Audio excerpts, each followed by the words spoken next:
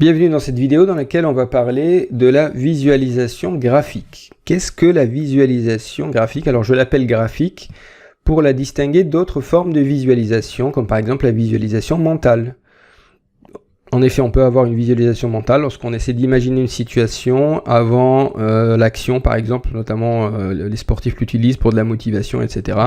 Donc il y a plein d'usages de la visualisation qui ne sont pas très clairs, hein, qui veulent dire plusieurs choses. Donc moi, quand je parle de visualisation, ça va être de visualisation graphique, donc de mise en forme graphique d'informations, d'idées ou d'histoires à des fins d'apprentissage, de réflexion ou de communication. Hein. Donc on va essayer de dessiner, de mettre en forme sur un papier des éléments pour les communiquer ou pour réfléchir. Donc je vais inscrire ma définition et je vais rentrer un peu plus dans le détail.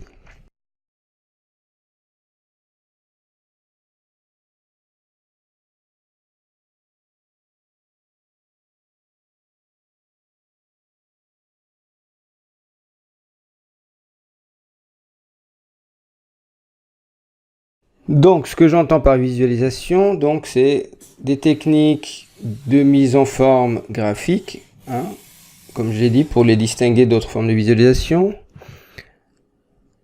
Mise en forme de quoi? De plusieurs choses, d'informations ou d'idées ou d'histoires, ou ça peut être mélangé ensemble.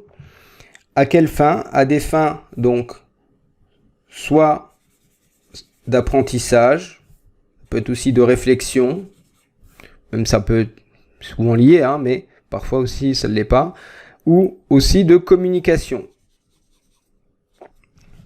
Donc il y a différents objectifs pour lesquels on peut utiliser la visualisation graphique. Voyons tout cela dans le détail.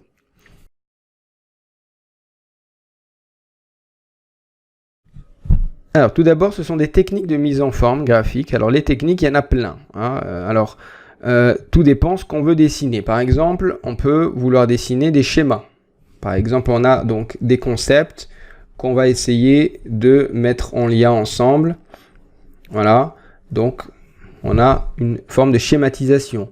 On a aussi des diagrammes. On a par exemple des graphiques comme ça qui représentent deux variables et puis le lien qu'ils ont entre eux. Est-ce qu'ils sont proportionnels, inversement proportionnels? On a aussi des secteurs ou des camemberts qui représentent des proportions. On a des diagrammes de veines qui représentent là aussi l'intersection ou l'inclusion, etc. Donc tout ça, donc, ce sont des techniques qui existent pour mettre en forme des informations selon ce qu'on veut faire, selon ce qu'on veut montrer entre les différentes variables, entre les différents liens entre les concepts, etc. Donc schéma, diagramme, mais aussi, donc ça c'est l'aspect plutôt, on va dire, rationnel, logique, très voilà, on va dire abstrait, mais de l'autre côté il y a aussi des choses de l'ordre du figuratif, du métaphorique. Alors là on peut faire là aussi donc des dessins, par exemple, voilà, on peut dessiner le soleil, on peut dessiner les lampes qui voudront dire que on parle de l'innovation. On a des croquis, on a aussi donc du gribouillage aussi, hein, où on dessine comme ça des personnages avec des expressions faciales. Donc gribouillage, c'est le doodling, croquis, dessin, etc. Là aussi, c'est pour représenter des idées de manière métaphorique, visuelle. Et la combinaison des deux peut donner naissance à quelque chose d'assez intéressant. On en parlera un peu plus tard, hein, dans d'autres vidéos sur les différentes trames graphiques qu'on peut utiliser. Donc ça, c'est les techniques de mise en forme graphique qui existent. Alors, mise en forme graphique, mais de quoi? Qu'est-ce qu'on veut mettre en forme graphiquement? Alors, on peut vouloir mettre en forme graphiquement des informations. Alors, les informations peuvent être de type qualitative ou de type quantitative. Donc, quantitative, on a affaire à des nombres numériques, par exemple, et on veut les mettre en œuvre. Donc, notamment, là, on retrouve les diagrammes, des choses comme ça. Mais on peut avoir aussi des informations qualitatives où on veut représenter des noms, des notions, des concepts. Et là, on va peut-être plus souvent utiliser le gribouillage, les dessins ou les croquis. Donc l'information peut être de diverses sortes. On peut vouloir aussi représenter des idées. Donc cette fois-ci, on est plutôt dans les processus, dans les phénomènes.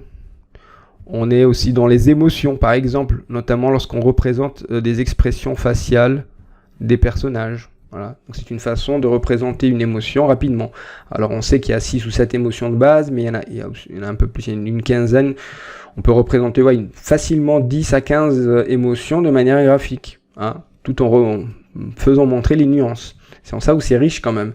C'est plus riche de dessiner donc un personnage avec son émotion que d'essayer d'écrire en fait en faisant des phrases sur ça. Donc de ce point de vue-là, c'est intéressant. On peut aussi vouloir dessiner des histoires. Cette fois-ci, on fait des vignettes avec des situations.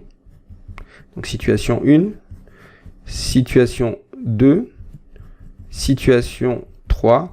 Et donc les vignettes nous font dérouler une histoire un peu à la manière des BD. Vous pensez aux BD, typiquement, c'est le même principe.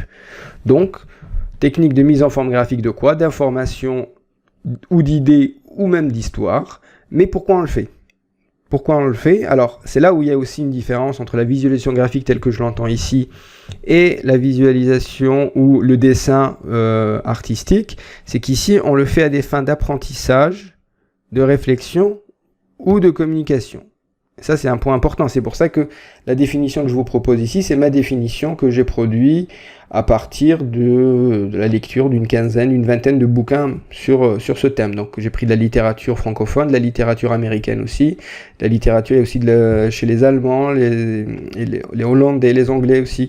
Il y a pas mal de choses intéressantes. Et donc, en fait, quand vous combinez tout ça, j'ai essayé de trouver une définition qui soit intéressante. Parce qu'en fait, selon les tendances, il y en a qui privilégient vraiment le côté artistique, il y en a qui privilégient vraiment le côté quantitatif avec les diagrammes. Moi, j'essaie d'englober tout ça afin de voir qu'il y a différents possibles, mais il ne faut pas perdre de vue que c'est d'abord des techniques de mise en forme graphique, être au clair qu'est-ce qu'on veut mettre en forme, donc des infos, des idées ou des histoires, et être au clair aussi pourquoi on le fait, à quelle fin, à des fins d'apprentissage. Ça peut être pour mémoriser des informations. Donc là, c'est mémoriser. Du coup, je peux mémoriser ou retrouver des informations. Par exemple, je veux stocker des informations, mais de les rendre rapidement accessibles. Donc voilà, je dessine une grande carte qui va synthétiser les choses de manière intéressante. Je peux vouloir réfléchir sur une situation ou un problème. Dans ce cas-là, donc je peux vouloir changer de perspective. Et donc là, la visualisation graphique peut m'aider. Je peux vouloir étudier ou analyser une situation, reformuler ou encore résoudre. Alors je différencie reformuler ou résoudre un problème, hein, c'est pas la même chose. Vous verrez qu'il y a certains problèmes, d'ailleurs dans d'autres cours d'exploration professionnelle, quand on parlera du problème, il y a des problèmes qui peuvent être résolus.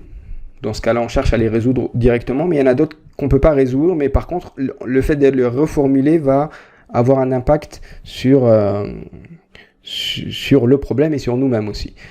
Bon, voilà, donc ce sont deux choses différentes, là je ne rentre pas dans le détail, mais la visualisation peut nous servir à toutes ces choses-là. Mais aussi à la communication. Si on veut, là encore, partager quelque chose à un groupe, par exemple, on veut présenter des choses dans une réunion ou dans le cadre d'une conférence, donc la visualisation, pour le coup, elle va être très utile, très intéressante. Là, j'en parlerai dans d'autres vidéos.